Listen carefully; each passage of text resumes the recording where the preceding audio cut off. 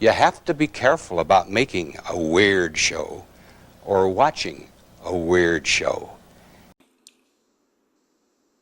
Hello, this is Greg Smalley on Pod 366, a Weird Movies podcast. Joined today, as I often am, by the ubiquitous Giles Anderson. Giles Anderson? Giles Edwards. Who's Giles Anderson? That maybe he's the guy that's just off camera. Giles Edwards keeps looking. I'm holding a thing to keep my cats at bay. They're both here because, obviously I only have one room in this house. So, hello. One room and two cats. All right, hello. And, well, first, right up front, we will have, later on this episode, we will have had Ryan Kruger and Sean C. Michael from both of Ryan Kruger's movies, both Fried Berry and the new one, Street Trash, the sequel to Street Trash. Not quite a remake, more of a sequel set in the future in South Africa. And we will talk to them about that and making movies in South Africa and maybe a little bit of what's coming up in the future. Let's have hope. And the other bit of news is that next week I'll have hopefully more news on the 366 Weird Movies Guide Volume 2. Which is has overcome its big production hump and is headed straight to publication. Oh man! All the sweeter for the wait. Next week, I hope to we'll have announced that less than a year after Volume 1, so it's still good since we didn't put any time limit on that when we first sent them out. So. That's that, and we are ready to launch into our quick discussion of this week's very much briefer than usual slate of movies to review.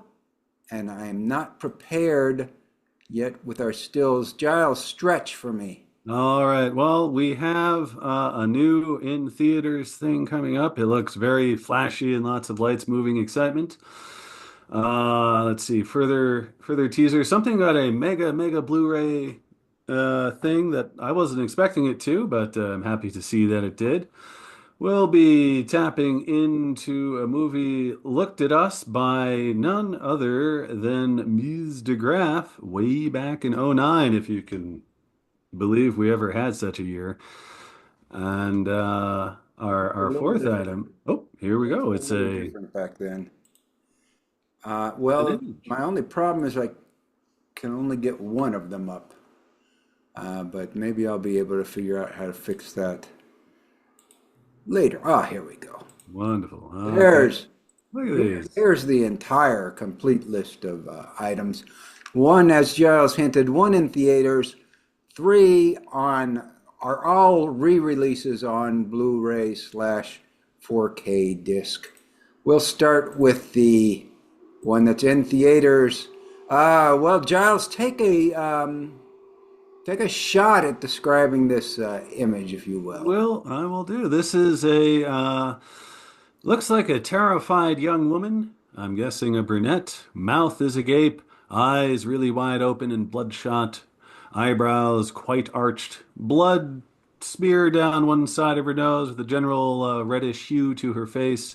Probably a bold combination of lighting and older blood from, I'm going to guess, shortly before this excited still came here. She appears to be wearing a bit of headgear, which can be inferred from the shards of domed glass or clear substance of some sort that suggests there used to be a mask component here that has since been shattered off, and I believe very in the foreground, for those of you at home, may see my hand mimicking what I believe her hand is doing, in that she's trying to push something away. Quite probably one of the causes of the damage to her, I'll say space helmet, and subsequent damage to her face from the shattering that had occurred there.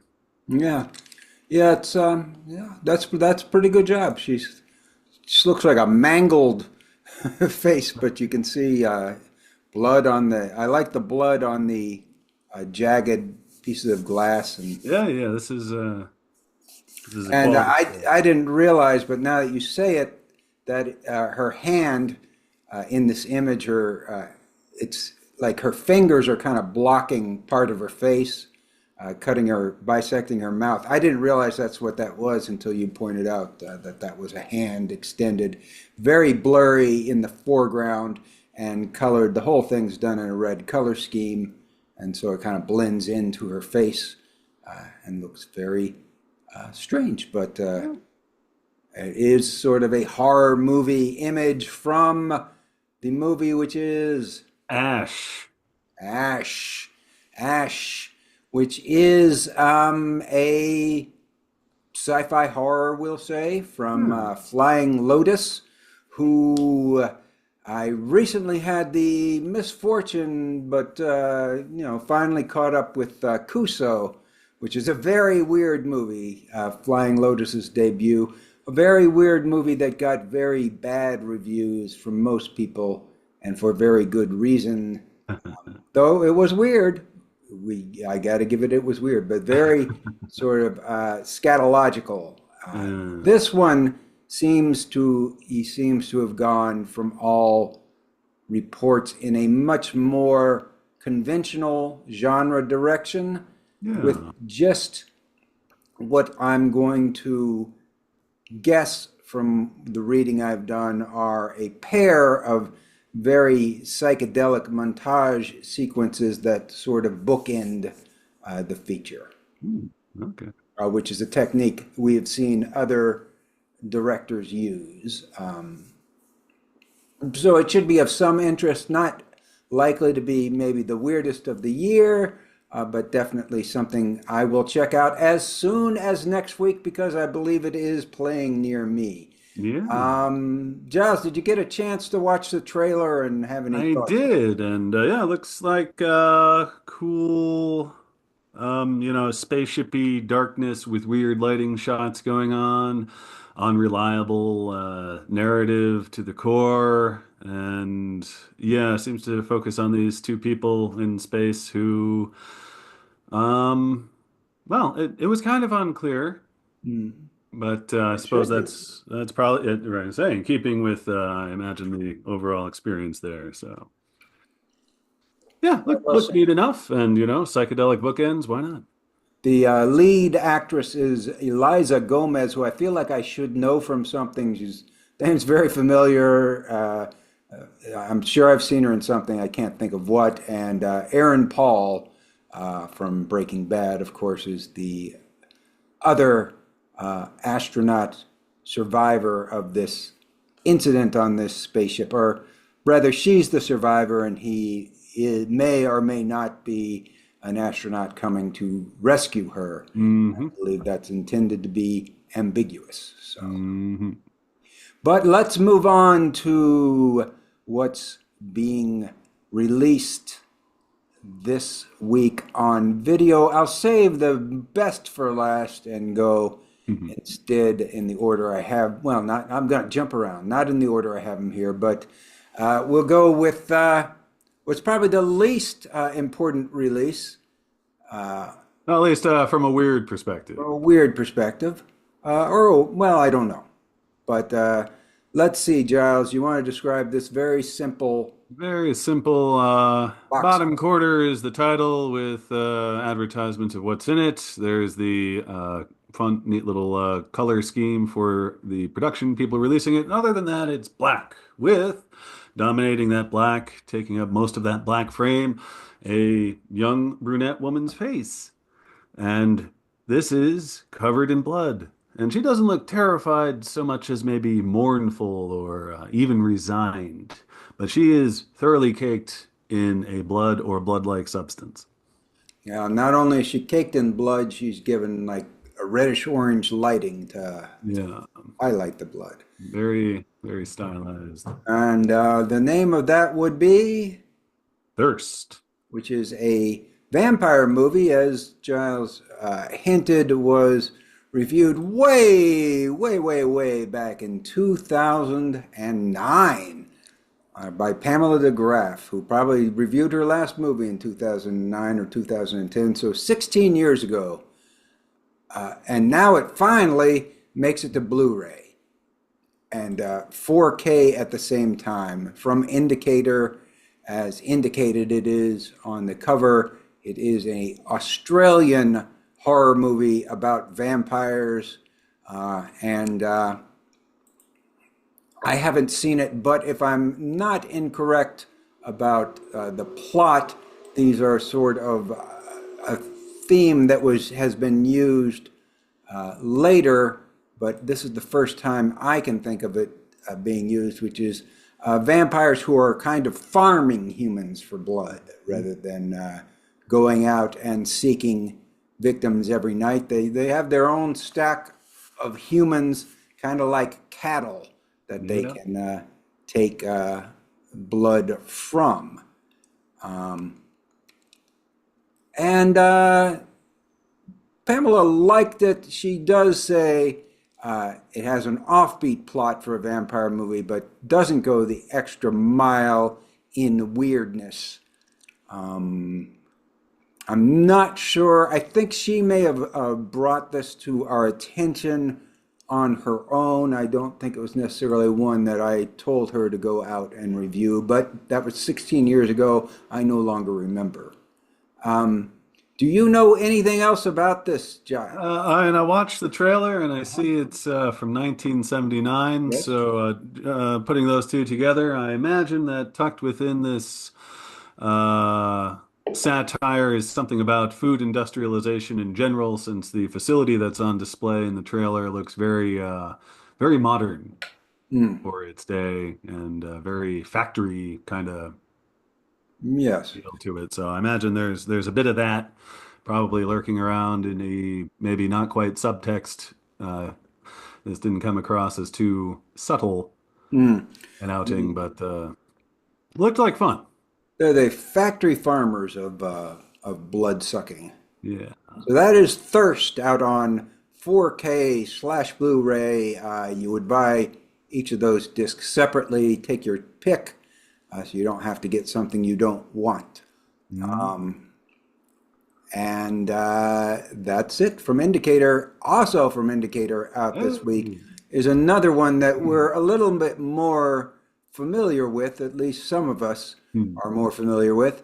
Also from Australia. Giles, you want to discuss this cover, which is more stylized and A busy. bit more stylized. This is done sort of, well, I'll say poster style drawing as if advertising an act, for instance. There's a frame of alternating black and white diamonds, at the center of which is, within another frame, a face of a very pale, certainly make-upped, effeminate man figure, certainly a softer gentleman with big probing eyes.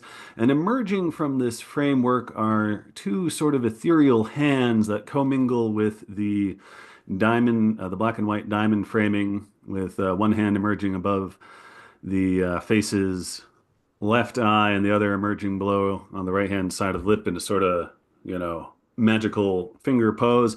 And incongruously floating above it, off on the lower right-hand quadrant, is a snub-nosed six-chamber revolver.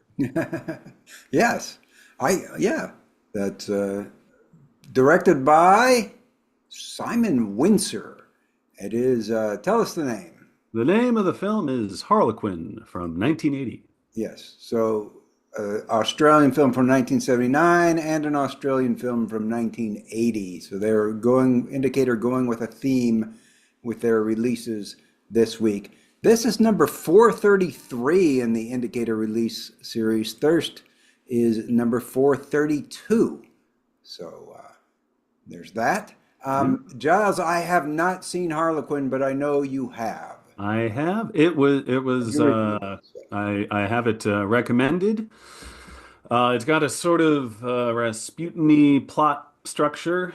I believe it's supposed to be taking place in America because there's a senator character, and his kid is in a late stage cancer of some sort and mysteriously begins healing after the parents hire this, yeah, lay out an extravagant birthday party for him, and one of the clown performers there seems to have mystical powers.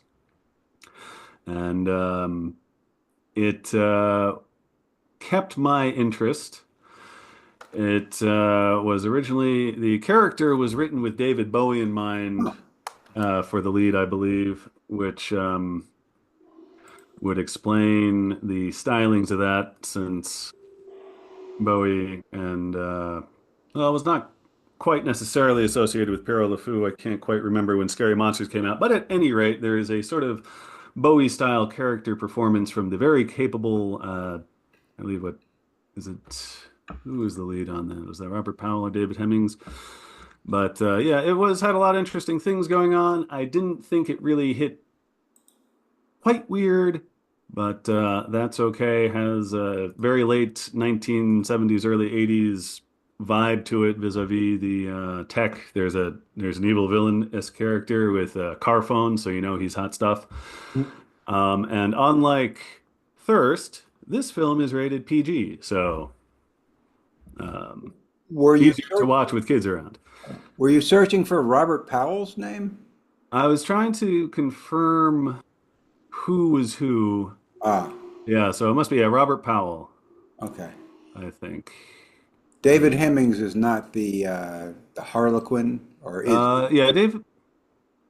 I really, you really. don't know who's I'm who sure. I'm sure I wrote this somewhere. somewhere. All right, it doesn't really matter Yeah. unless you're damn set on seeing David Hemmings as the Harlequin, and would be terribly disappointed if he played the other main character. Yeah. So Robert Powell was the Harlequin. Ah, okay. Yeah. That's I what got. we're doing. Yeah, I got thrown because David Hemmings shows up also in Thirst Oh, as does he? one of the evil doctors running the Thirst farm. Okay. That's why that brain slip happened there. But anyway, yeah, Harlequin was really neat. This looks like a very good, thorough, super duper edition. Yeah, it's indicator, so it's going to be a big deal edition. So those are two Australian movies, basically from the 70s. Harlequin is 1980, but come on, 1980 was still basically the 70s. So we can keep a theme here because this one next, Hey, this one's pretty darn 70s. yeah, also probably the biggest, most exciting and important release of the week, but it is, yes, very 1970s. You care to describe this? Yeah, I'll give it a quick whack here. We have the title of the movie surrounded by kind of arcade style little lines that maybe suggest neon lighting tubing, and that has the title, and below that is a sort of arc window shaped thing that has not quite a whole one, but double part of the front portrait of the titular character with tousled hair and dark round shades and centering around. So it's the upper lip happens twice, and it looks like it's holding a sphere of some sort. And flanking this sort of neon tubing style frame around this titular character are 3, 6, 12 black and white, slightly more photorealistic snapshots of, it looks like probably most anyone else worth mentioning in this particular movie musical. I don't know. There are a lot of people worth mentioning. So Well, okay, but well, maybe so, yes. There I there are suspect 1, 2, they 3, 4, 5, 6, 7, 8, 9, 10, 11, 12 people in there. So yeah, there's quite a few. probably chosen with some reason or another. But anyway, so there are a lot of faces. One of them dominates, and he had, yes, his eyes are completely covered. Yeah. Does he look like he could play a mean pinball? I mean, I don't generally gamble. I'd make an exception for this instance. Okay. It is, of course, Tommy, Tommy. the movie, which The is that mo- actually part of the movie title? Yeah, I think it is. Okay. I don't know. It's part of the release title for sure. Tommy the movie. We've got listed just as Tommy, but on the I site. don't think I've ever heard it said aloud as Tommy the movie. Yeah, well, they do want to distinguish it from the album, which is actually from the 1960s, just barely. Came out at the end of 1969, if I'm not wrong. I know it came out in 1969. Yeah. I believe it was the end of 1969. But yes, it's Tommy, directed by none other than the great Kurt Russell and Well, let's try Ken Russell. Ken Russell, not Kurt Russell. Boy. Although that now that you say his name, I'd be interested to see him do some sort of take on the story. I'd like to see Ken Russell. Would have been nice if we could have seen Ken Russell directing Kurt Russell. Oh, That would have been that would have been that swell. was definitely a missed opportunity. Oh.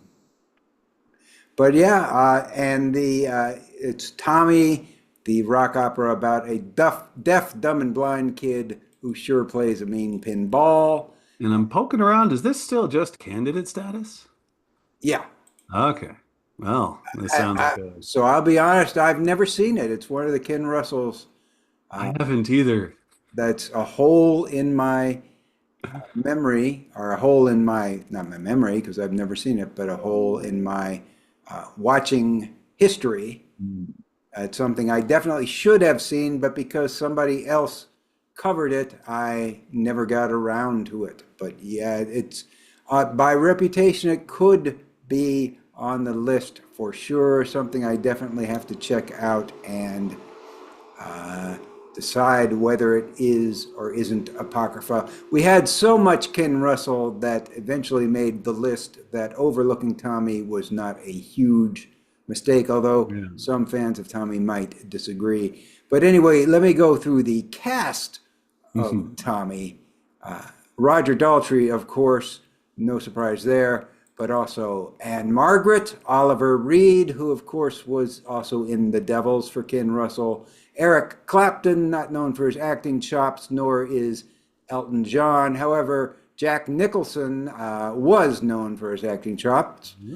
Tina Turner, also not well. She's a better performer for a musician. She is better, and she was definitely, her performance is one of the things that people remember about this film. So Tina Turner, probably a better actor than Eric Clapton and Elton John. Paul Nicholas, Keith Moon, who of course was in a lot of movies, but wasn't that great a actor. Pete Townsend and John Entwistle, of course, who just showed up because they're in the Q and the Who, and probably a lot of other people that we're not mentioning right now. Do you know anybody else who's in the movie? Now I'm taking a quick peek here at the top cast, and of the 40, they say top 47.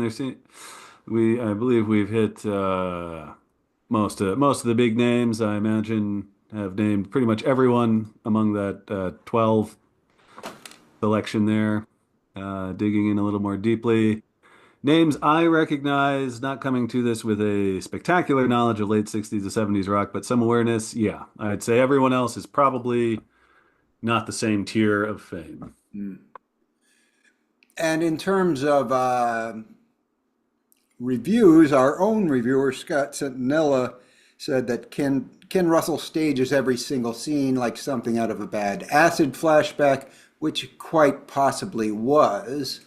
And then Roger Ebert says, amusingly, Russell doesn't give a damn about the material you started with. He just goes ahead and gives us one glorious success after another. Tommy's odyssey through life is punctuated by encounters with all sorts of weird folks, of whom the most seductive is Tina Turner as the Acid Queen.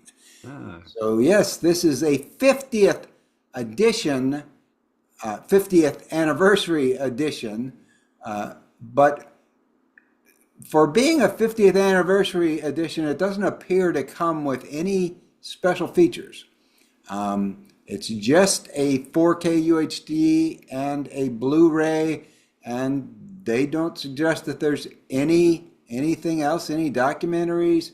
Let me go to the Shout website. Okay, yep, this is one disc is the 4K, the other disc is the Blu-ray with just various sound options. So this is pure movie that Yeah, they and are that releasing the here. comments section, you got a lot of questions.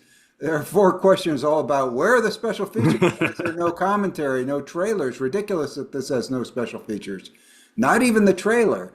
So yeah, it's a little bit of a surprise, particularly from Shout Oh, Factory, who usually I don't think they must have had trouble getting hold of stuff for one reason or another. yeah, and consider, yeah, I don't know what's out there in previous releases, but considering this would also involve the music industry, I know that the rights um, quibbles, you know, Yeah, expand exponentially as you dabble into that. But yeah, yeah. I'm probably just making excuses. This seems like a great addition for me, though, because I just about never, unless I'm reviewing a disc special features, I never watch them. Hmm. Oh wow, yeah. So okay, so this is for you to buy because you look for ones without special features. Well, I just, I mean, I'm always happy to have them there. It's just like, oh wait, no, I like the movie as its, its piece of magic, and so I'm not the market for special features. Ah, okay. That's okay because there are millions of others who are. Takes all kinds. Yeah. All right. Well, we did get through those really quickly as expected. So Giles can deal with his cats, and then we will have brought on in the future past Nope. Ryan Kruger and Sean C. Mitchell to discuss their movies, Fried Berry, and especially Street Trash, the new one. And so, if you'll bear with us, there's a cat sighting. There's one cat sighting. Never And seems to be far away, so I'll put this one down. all right. So thanks for joining us for Cat Corner, and we'll be back with our interview segment after a short break for us. No time will pass for you. Bye bye. It's Hello, we're back, and we're joined today from Cape Town, South Africa, by and to above me, Ryan Kruger, the director of the heroin addict possessed by an alien comedy, Fried Berry, and most recently, Street Trash, which is now available all over on all sorts of different streaming platforms, also on Blu-ray, DVD, I think, also, and also by Sean Cameron Michael, who is, above, I can't point to him for some reason. John Cameron Michael, who is the star of an impressive 106 IMDb credits, probably not the star of all of them, but has 106 IMDb credits. Most importantly to us today are credits from Fried Berry and Street Trash. So you have been in both of Ryan's films, and maybe you'll be in future films. Who knows? There's a strong possibility. Yeah, I did, research some IMDb, and I saw that there were a couple of titles in production that were kind of interesting. I don't know if you guys want to talk about that right now or not, but I think it depends on the titles. yeah. I was gonna say. there was one for which Ryan was listed in production as an actor, and one that is a movie. Ryan is listed as director upcoming. So Yeah, I probably can't speak about any of can't speak about those. that. Can't speak about either of them. And yeah, not really, because the one they haven't even put press out properly for it, and then the other one kind of the same. All But right. some cool stuff coming, and Oh, there's other stuff what I'm working on, what all we right. can chat about. But there is stuff in the pipeline is most important. So okay, we got Yeah, that. To start out, I'm sure Giles will want to ask a lot of questions about specifically Street Trash. I think he reviewed both your movies. Yeah, I did the smaller review for Fried Berry. You did the I did. yeah. We both saw Fried Berry. But before we got into that, I just am curious if you guys could explain the context for making films in South Africa today, because we do not see a lot of South African films here in the U.S. So what is it like there? Is there a established ecosystem, or are you pretty much making it up as you go along? Sure. Do you want to take this? South Africa has been a facilitating company. Is that the right word, Ryan? Facilitating company, support company, or country to many international, TV series and films being shot over here just because it's cheaper to shoot in South Africa. You get more bang for your buck. So over the past, 30, 40 years, so many major productions have been shot here. I mean, like Invictus with Morgan Freeman and Matt Damon, Clint Eastwood's Invictus, Safe House with Ryan Reynolds and Denzel, and obviously more recently, One Piece for Netflix, which they've, I believe, just wrapped season two. So yeah, South Africa is very, very popular to shoot international productions. There's good, tax rebates. I think they get something like 35% back on tax rebates and stuff. And also they don't have to contend with any unions, no actors unions, no crew unions, so they can work us to the bone. Yeah, I think South Africa's always been known as that service country when it comes to overseas films coming to shoot here. Cape Town is also one of the biggest places in the world for commercials. But our own industry, it's been very interesting, over the last 20 years and more. In the 70s and 80s, we had a lot of different like genre movies that was made here and stuff, and then it kind of like fizzled out early 90s. And we don't really do like a lot of genre stuff, but over the years, the industry, especially in the last 10 years, the industry has really started to grow more and more over the years. And I think, we're known in South Africa for the stuff that we make here. There's a lot of dramas, there's a lot of slapstick comedy. So when it comes to, and a lot of crime stuff more recently, but when it comes to genre stuff, I think we're only just starting to like really open the doors where we can, you know, do more and more creative stuff. I think people are seeing that, films like Fried Barry and like Street Trash, that is, set in South Africa and not set somewhere else. And I think the world is slowly starting to realize a little bit more with South Africa because of District 9 and because of these other films that get shot here. So I think we're still kind of new on the scene for it. It's like when you hear accents in film. I think South Africa is still starting to get out there more, but I think films like District 9 and stuff like that, I think it helped a lot. But I think the position that we're in now, making these sort of genre films that people can see that we can make different types of things. It's just, I think South Africa is still pretty conservative. So when it comes to certain things, they're still like, oh, that's a bit crazy. Oh, that's a bit mad. But it works. And you guys overseas and everything love it. And there is a lot of people that love it also in South Africa and they want to do more. So for me as a filmmaker, making these type of films, it's also great for other filmmakers that they know that it's bankable to make these type of films. Well, great. So yeah, so I get a much better feeling of what it is all about to make films in South Africa, and I guess specifically in Cape Town. Both your movies are very, very centered around Cape Town, though not the kind of touristy version. Yeah, We would know. Giles, do I you think have? I think it's almost people go, "Where's that?" I never want to go there because South Africa is a beautiful place, especially Cape Town. It's a beautiful place, and most people come shoot here because we got a place that will either look like Spain or Italy and all these different locations. And I was like, yeah, I want to show the underbelly of South Africa and Cape Town, and yeah, I think maybe it's either people coming here on a fried burrito, or they're not coming here now.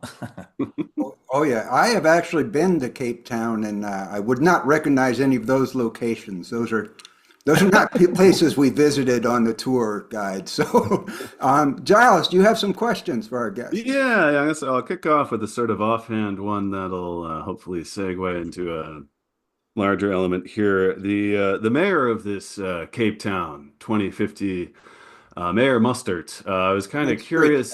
for Is context. yeah, he's the evil mayor in the Street Trash movie with his various ambitions. I was just briefly curious: is he based on anyone specific, or is more of an amalgam, perhaps? Yeah, I was. Yeah, he wasn't. I think a lot of people reached out and said, "Is he based on?" I can't even remember now that what people said, but yeah, it was just. Yeah, it wasn't Donald really Trump? based on Donald Trump. Could be Donald Trump. Yeah, he was just. I guess he's just that Donald Trump, Elon Musk sort of dude. I guess. Power hungry, power hungry, in charge of the 1%, So, trying to Yeah. take over the world. Yeah. an archetype embodiment there. Oh, yeah, it leads to yeah, because I was kind of curious because yeah, you told us about the filming scene, and again, I'll ask this for our American viewers here. Could you briefly describe kind of the socioeconomic, political things going on there? Because there's there's some universal things in this movie, and I also imagine there are some South Africa, Cape Town specific things that might do well to have viewers hereabouts have a better grounding in that. Brian, do you want to shall I? Yeah, shall I have a go? Yeah. Absolutely. I think a lot of the themes in Street Trash, is about that sort of disparity between the 1%, rich and the 99% homeless, starving. And that's a universal problem. I've spent the past 10 years in Los Angeles. So when I venture out to Skid Row, you're going to find that in South Africa, but you're also going to find that anywhere in the world. So absolutely. Street trash isn't necessarily, going out to make any kind of sort of socio-economic political statements. And it is kind of set in the year 2050. But in some ways, it's actually present day right now. Um, but yeah, it's Ryan. What do you think? Were you trying to go out to make some statements? Yeah, well, it's the one thing I wanted with this film, kind of what the original done as well, was there is a social commentary there, what's going on in the world. As Sean said, it's everywhere in the world now with the homeless. It's a major problem, and I think with what I showed in Street Trash, and also just having that government. I think we all know from going through what's the word? Um, I can't get the word The in my head. pandemic? Yeah. So yeah, going through the sorry, still waking up. Going through the pandemic, and and what that was like, with the government saying, you got to wear a mask, or you got to have this jab, and you got to do this, and you got to do that. So, there is that social message there on the backdrop of the movie. But at the end of the day, it is a gory, fun movie. You either pick that up or you don't. But yeah, and it's not like I'm trying to win an Oscar for this movie or anything like that. But there is that social message, and if you pick it up, then it's Yeah. yeah, I mean, I and mean, it's I, quite I, relevant, like, as Sean said. yeah. It's just this whole thing, because we, globally went through this pandemic where we had a government, telling us what to do, stay indoors. And I'm not sure about the States, but certainly South Africa. where we were told, you're not allowed to walk on the beach, you're not allowed to walk in the forest, it's too dangerous. Yeah. And that to me And was, they banned cigarettes as well. they banned cigarettes. So it was okay to do crack cocaine or heroin, but nicotine was really, really bad for you, purely because the government couldn't make money out of the sales of cigarettes. Or so it's one of the things where I really believe where society at is that globally is that if there was another pandemic, I think certainly in the States and certainly in South Africa and all over the world, I think society will go, well, screw you. We're not going to do that. They would rebel. They would fight back. And that definitely comes across very strongly in Street Trash. It is about the people fighting back against power, about against governments trying to kill them off or control them. So I think that's very relevant right now. Yeah, yeah. It's does wear it on its sleeve, and I guess makes me wonder. So you have part social commentary in one degree or another. You have part ensemble comedy because you got all the characters hanging around with their larking, and that is interspersed by the third part, which was an excuse to disintegrate people. Um, and I'm curious. I guess precisely. Thank you, Greg. Good image there. So It's I just guess like a this normal day in Cape Town. That's just Yeah. so this may be more for Ryan Kruger as the writer director here, but of course, we got the leader of the ensemble comedy with us, Sean. Uh, this balancing act, how did you attain it? First, I'm guessing in the script, and then with making the movie, and that you're having these three things interplay, and you don't want to overdo any one of them. yeah. I mean, you know, I, when they approached me to do the film, the American producers, I knew of Street Trash. It was one of those films that I grew up on watching. And there's a lot of things that's in the original film where there's a social commentary there. It's in New York. It's in the 80s. The original had a very loose loose story, and had these great melts. With me straight away, as soon as they approached me, I didn't want to make it. I didn't want to make a remake. Straight away, I wanted to make a loose a sequel in that world.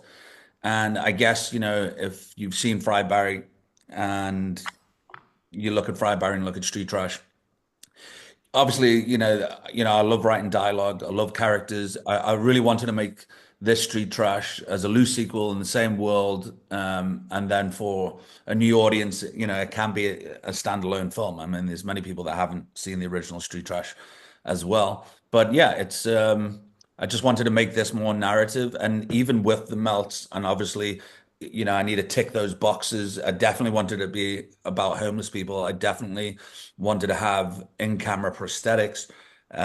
So yeah, it's one of those ticking off those boxes. But to make sure that it's character driven, and if we look at all the cast, they're all great. They're all very different to the next, and they all have they all have their moments and stuff. So yeah, I just think it was important to have a more narrative film. And even if you take away the prosthetics, that there's still a strong character and a still strong story.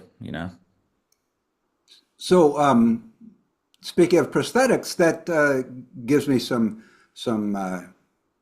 questions more on a practical level. So, first off, I was wondering, did you study the original movie and its effects and try to stay true to that and use some of the same effects that they used? It's similar looking. Yeah, yeah. I mean, again, there's a certain DNA that makes a street trash movie. So you've got the homeless, you've got you had the Viper, you had the Viper drink in the original film, and in this, we had a few scenes with the Viper drink, but it's also different with the gas and stuff like that. And then there's the multicolored goo with from drinking or from the gas. So yeah, we did look at the original film, but also, to try do something a little bit different.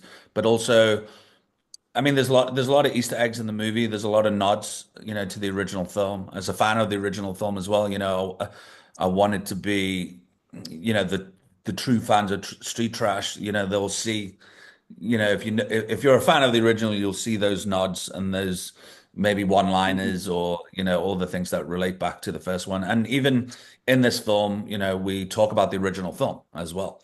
So yeah, so I think it's about ticking those boxes, keeping that DNA from the original, to make sure that it's the old audience likes it, like myself, like a fan, and also a new audience uh, coming in, watching this film.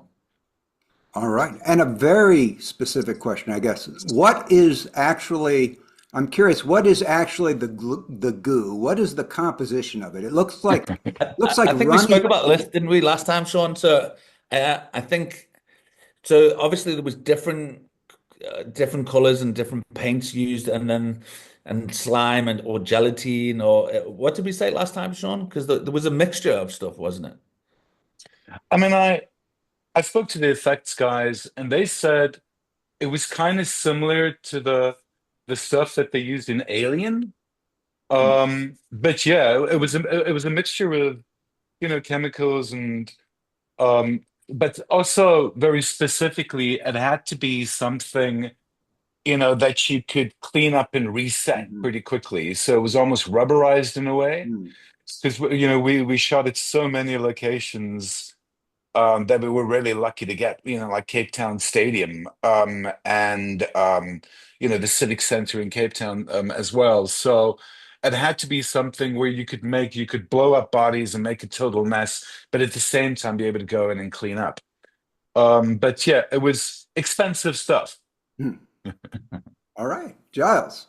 Oh yeah, well I guess moving for now at least away from the glorious explodey special effects here, and more to the human element. Looking at the cast for Street Trash, and then looking at the cast for Fried Berry, there are a lot of overlapping names, and I wonder if you might talk a little bit about how you came across these people and developed them into I might almost call them a troupe, if you will, of troop of the willing who are happy to kind of go out there because they're very easy with each other.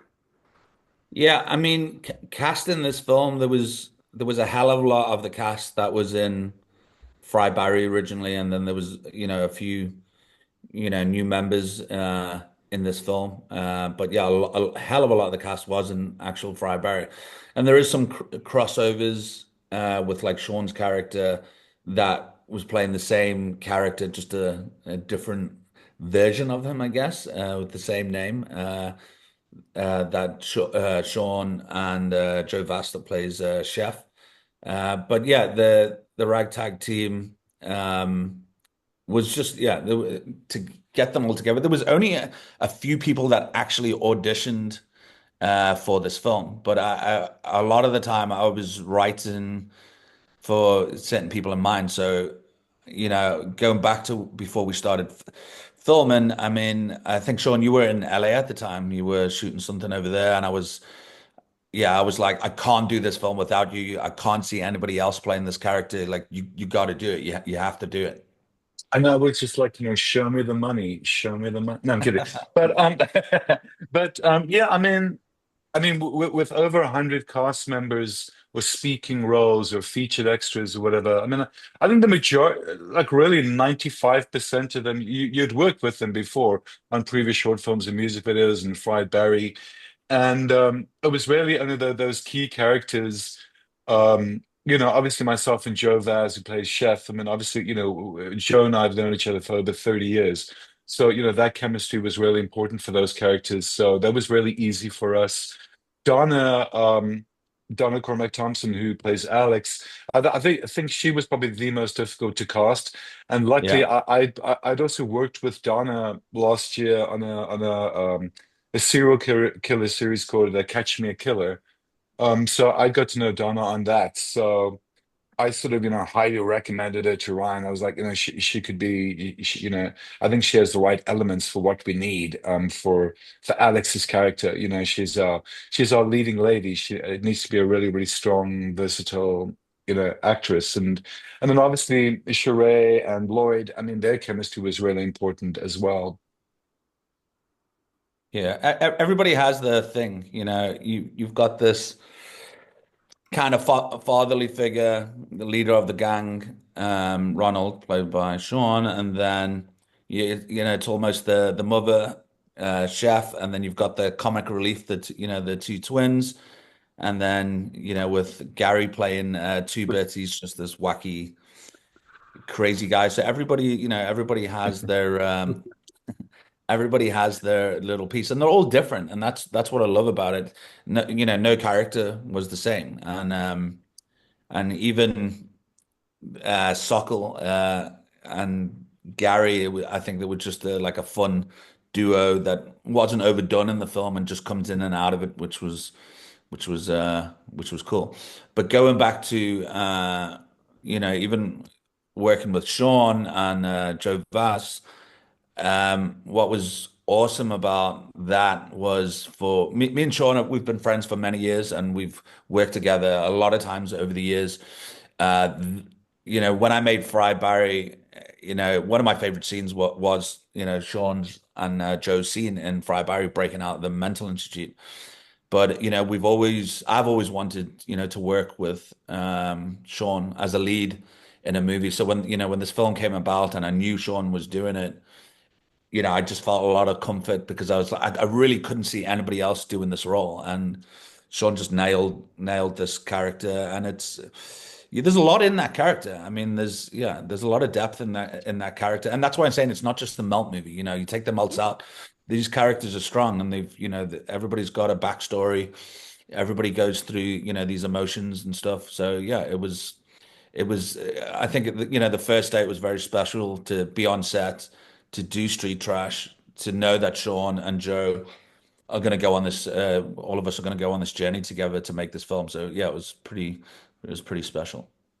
I mean, just to add to what Ryan was saying was that, look, we all knew going in. I mean, Ryan knew going into this, he had to live up to the original Street Trash and that sort of cult following that it had, even though the majority of the fans of the original Trash maybe died 30 years ago because it's so old. But the thing is, we knew going in we had to make a horror movie, that would pay tribute to the original. So there were certain things, we needed to find a location, as in the original movie, which really pays sort of homage to New York. With this movie needed in some way to kind of pay respect to Cape Town, so it had to be location specific.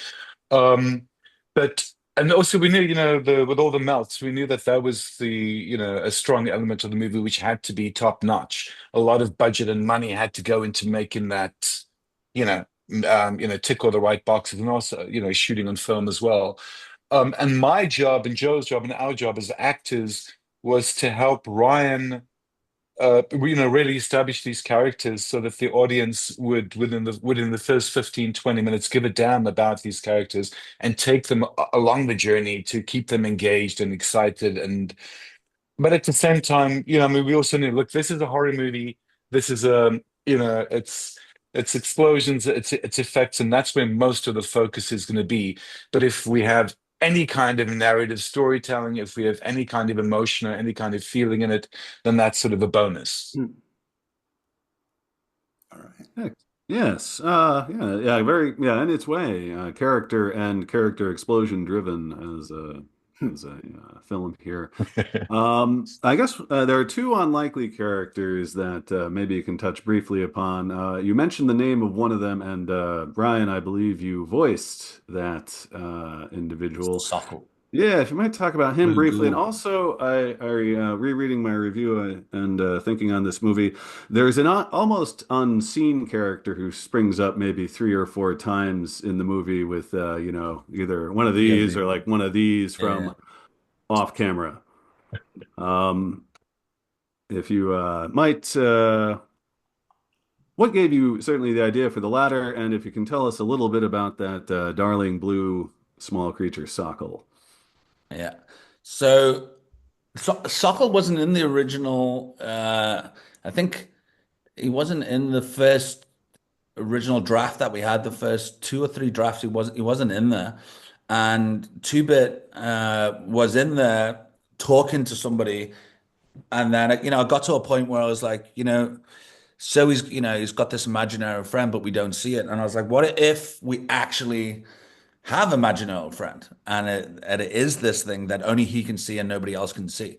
I mean, obviously in the original movie there was nothing like this, but I think it still touches base with that 80s 80s vibe of movies.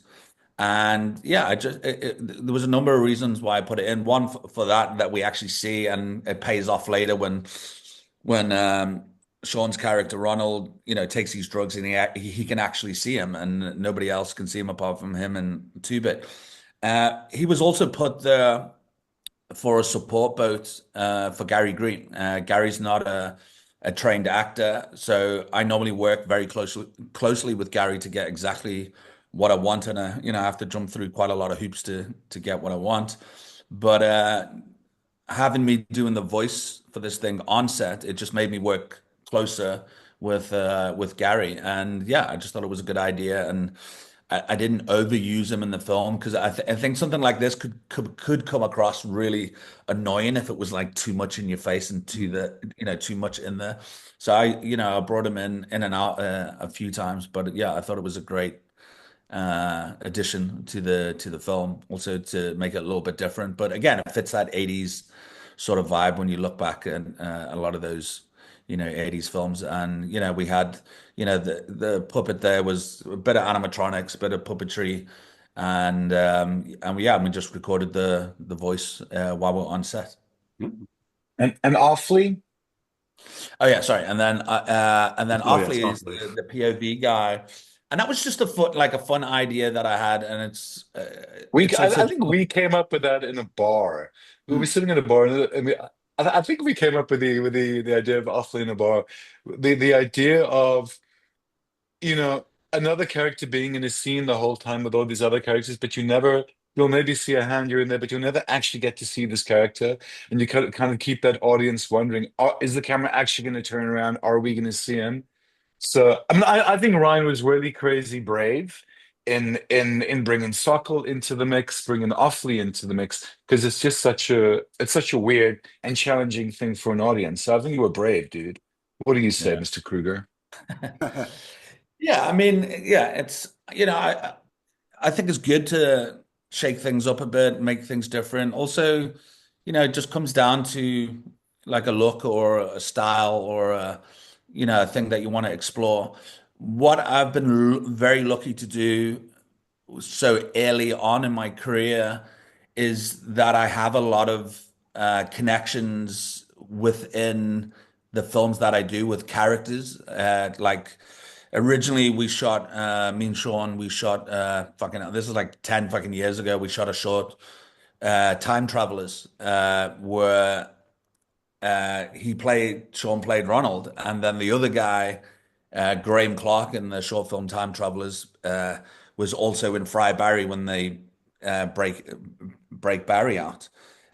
So in this Krugerverse of these characters, and I have Awfully in another in another film, and then we mention certain things or the certain characters that's already been in other stuff that I've done, and it's really just expanding that universe, whether it becomes before or after certain films. And I think it's a lot of my films. I have a lot of either 70s and 80s, early 90s film references of movies that I grew up on that I love, and then there's the references to other films that I've made, or whether it's shorts or features that kind of all these things kind of like connect. And I think it's cool that I've done it earlier on, and I've preempted a lot of stuff to other movies that I want to make that has either certain characters or mention certain people that will be in other films that I make, which is I think is pretty cool. Oh, right. Well, actually, speaking of other films you want to make, we have just over 5 minutes left. You said you couldn't really talk about a couple of projects, but maybe there were some other things that you can talk about that are on the horizon or that you would like to do. Yeah, well, right now there's a black and white art house gritty movie that I've just shot with Gary Green, Mr. Fry Barry, and it's about a weirdo Gary that wants to be an actor, but he's a terrible actor, and he wants to be an actor, and he's just doesn't really get that opportunity, and then he does an open audition, gets option for this role, and yeah, and then eventually he goes like full method and starts going crazy and starting killing people. So I've just finished shooting that. So that's going to be that's in post at the moment. But there's many other films on the slate that we're pushing. All the time's going, and then and then there's quite a few other productions and films that me and Sean are working on together. And there's one in particular that me and Sean pushing for now, which I can't see too much about, but it's got a lot of twists. It's very different than Fry Barry and Street Trash. It's quite an intelligent movie and a lot of twists and turns, really taking this audience on this journey. All right. And Sean, what about you? Anything independent of Ryan that you're working on that you can talk about or? Sean's got his own life as well, you know.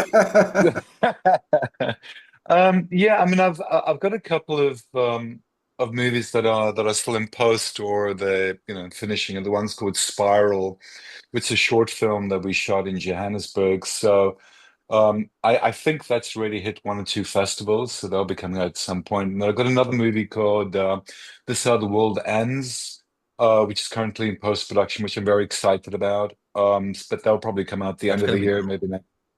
Yeah, it's very much a sort of like A24 type movie. Good.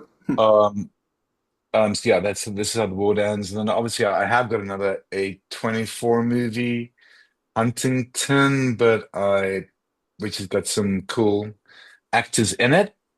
I mean, I can talk about it. I mean, I can say, oh, there's a movie called Huntington with Margaret Qualley and Ed Harris and Glenn Powell, which seems like a really fun, exciting movie that was shot on location somewhere, which is for A24 in Studio Canal, which I'm very, very excited about. But yeah, that's all I can say about that one.